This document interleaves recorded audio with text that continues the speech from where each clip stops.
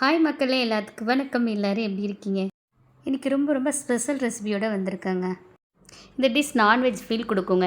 Veg ஈரல் gravy தாங்க செய்ய போகிறோம். நான் ரீசெண்டாக என் கொழுந்தனார் கல்யாணத்துக்கு போனேன். அப்போ நிறைய டிஷ் வச்சுருந்தாங்க. அதில் எனக்கு ரொம்பவே பிடிச்சது. எப்படி செஞ்சேன்னு கேட்கும்போது சொன்னாங்க, பாசி பயிர் வச்சு செஞ்சேன்னு சொன்னாங்க. சரி, நம்மளும் ட்ரை பண்ணி பார்க்கலாம் அப்படின்றது ரொம்பவே சூப்பராக இருந்துச்சு. நான்வெஜ் பிரிங்கன்னா நான்வெஜ் மிஸ் பண்ண போது இந்த ஈரல் கிரேவி உங்களுக்கு நான்வெஜ் ஃபீலவே கொடுக்குங்க. வாங்க செய்யலாமா?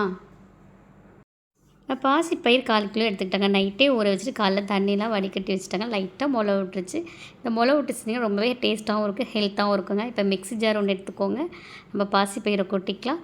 அதோட 2 பச்சை மிளகாய் போட்டுக்கோங்க. இப்போ பூண்டு போட்டுக்கலாங்க. 4 பல்லு தான் போட்டிருக்கேன்.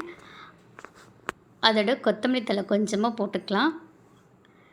டேஸ்ட்டுக்கு ஏற்ற மாதிரி சால்ட் போட்டுக்கோங்க. இது ரொம்பவே நைஸாகவே அரைச்சி எடுத்துக்கலாங்க. தண்ணி வேண்டாம், ஆல்ரெடி நம்ம ஊற வச்சதால தண்ணி இருக்குங்க. இந்த மாதிரி நைஸாக அரைச்சி எடுத்துக்கோங்க. இப்போ ஒரு கிண்ணம் ஒன்று எடுத்துக்கலாங்க. அதில் எண்ணெய் ஊற்றிக்கோங்க. நல்லா ஸ்ப்ரெட் பண்ணிக்கோங்க. இப்போ நம்ம பாசி பயிரை அரைச்சி வச்சோம்ல, இந்த கிண்ணத்தில் ஊற்றிட்டு நம்ம ஆவியில் வேக வச்சு எடுக்க போகிறோங்க. ஒரு 10 நிமிஷம் வேக வச்சு எடுத்துக்கோங்க. அதுக்கு மேலே வெந்துச்சுன்னா அது ஹார்டாகிடும். இப்போ நல்லாவே வெந்துருச்சுங்க. அது ஆறிட்டு இருக்கட்டும்.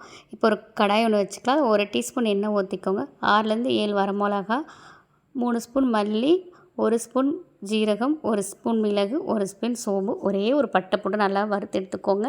இப்போ நல்லா ஆறிடுச்சுங்க. இதை கட் பண்ணி எடுத்துக்கலாம் நம்ம குட்டி குட்டியாக. இதோட 1 டீஸ்பூன் எண்ணெய் ஊற்றி பெரிய வெங்காயம் 2 போட்டிருக்கேன். நல்லா வதக்கி எடுத்துக்கோங்க. கண்ணாடி பதக்கு வதக்கினா போதும். இப்போ நம்ம வறுத்து வச்சோம் இல்லையா மிளகாய், மல்லி, ஜீரகம்லாம் இப்போ நல்லா நுணுக்கி எடுத்துக்கலாம் ட்ரை பவுடராக. அதே ஜாரில் வெங்காயத்தையும் நல்லா கொரன்னு இந்த மாதிரி அரைச்சி எடுத்துக்கோங்க. இப்போ கிரேவி செய்கிறதுக்காக ஒரு கடாய் ஒன்று வச்சுக்கலாங்க. இப்போ அதில் 1 டீஸ்பூன் எண்ணெய் ஊற்றிக்கோங்க. பிரியாணி இலை, பட்டை, கிராம்பு, கடல் பாசி எல்லாத்தையும் போட்டுக்கலாம். அதோட 1 டீஸ்பூன் இஞ்சி பூண்டு விழுது போட்டுக்கோங்க. கருவேப்பிலை கொஞ்சம் போட்டுக்கலாம். இதை நல்லா பச்சை வாசனை போகிற வரையும் வதக்கிக்கோங்க. இது நல்லாவே வதங்கிருச்சு. இப்போ வெங்காயம் நம்ம கொரன்னு அரைச்சி வச்சோல்லையே அதையும் போட்டு நல்லா வதக்கிக்கலாங்க. காஷ்மீர் மிளகாத்தூள் 1 ஸ்பூன் போட்டுக்கோங்க. அதோட 2 தக்காளி குட்டி குட்டியாக கட் பண்ணி வச்சுக்கிறேன். அதையும் போட்டு தக்காளி கரையிற வரையும் நல்லா வதக்கி எடுத்துக்கலாங்க.